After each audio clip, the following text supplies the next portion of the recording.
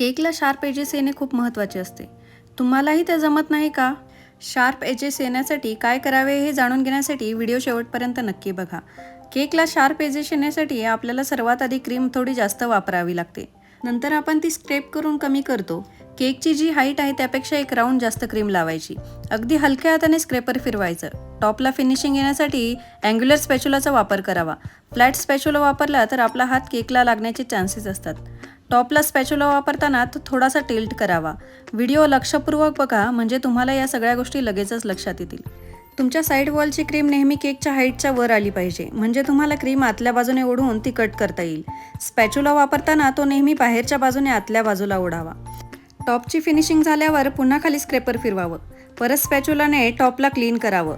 या गोष्टी पुन्हा पुन्हा कराव्या लागतात.